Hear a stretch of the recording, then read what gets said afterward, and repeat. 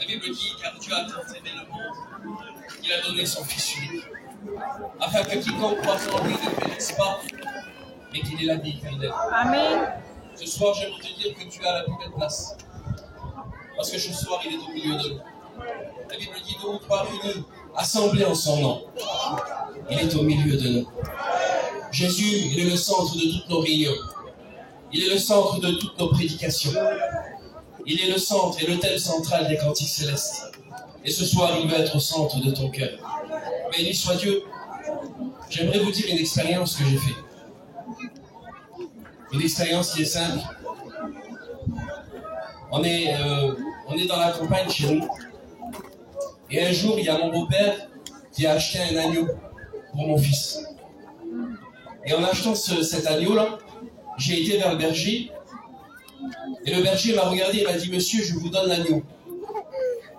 Il dit, j'en ai rien à foutre de l'argent.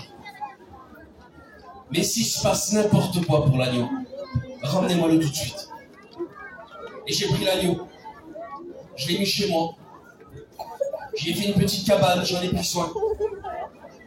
J'ai été prendre à manger pour lui, j'en ai pris soin. Il ne pouvait pas rester dans la cabane parce qu'il pleurait.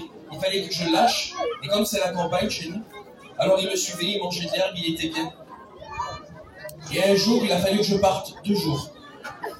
Et j'ai laissé l'agneau dans la cabane. Et quand je suis revenu, j'entendais plus l'agneau. Et je suis allé voir dans la cabane. Et puis il était rempli. Il y avait de l'eau qui avait tombé dedans. Et puis il était couché par terre. Et je croyais qu'il allait mourir. Je dis, ça y est, il est malade.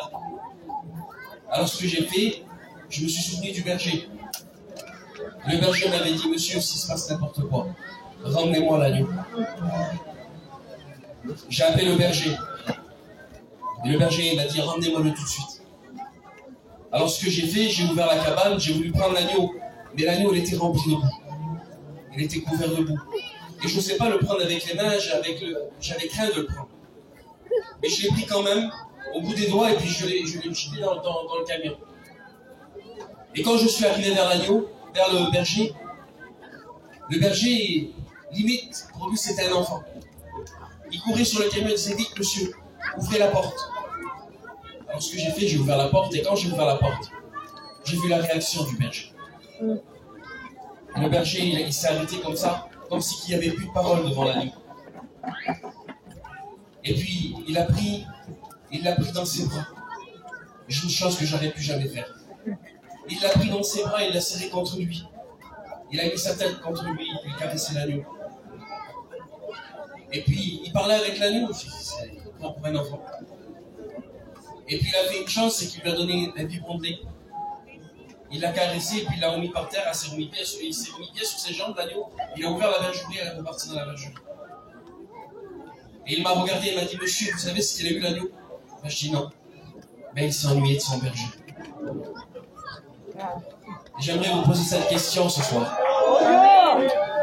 Est-ce que tu t'ennuies du berger? Est-ce que tu n'aurais pas besoin de lui ce soir?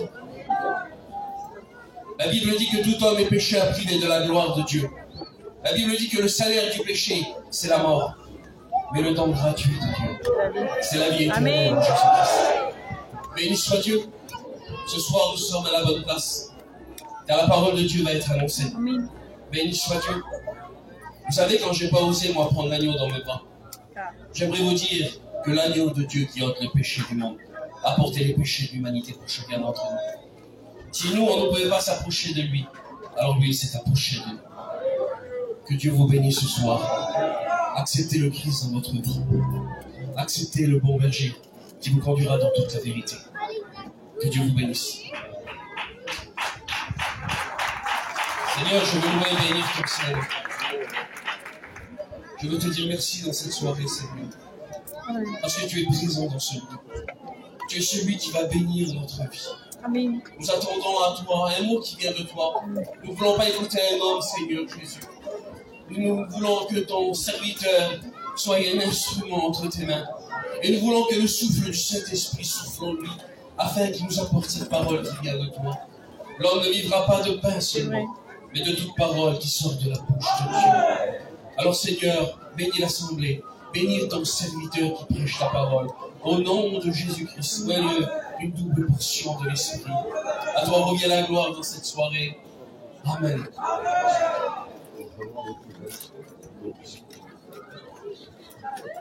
Amen. Gloire au Seigneur. Il y a beaucoup de monde. Je bénis le nom du Seigneur. Ce soir, c'est un événement que tous ces gens sont réunis ici pour écouter le message de l'Évangile. Je n'ai pas un autre message que mes frères, à savoir Jésus-Christ mort pour nos péchés et ressuscité le 3e jour pour la justification de quiconque croit.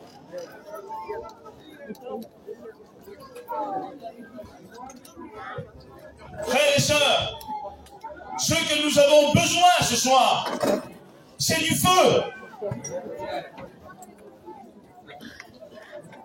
Nous avons besoin du feu qui vient de Dieu. Amen. Non d'un feu étranger. Nous n'avons pas besoin d'un feu d'artifice artificiel qui va se créer par le sentiment de l'homme.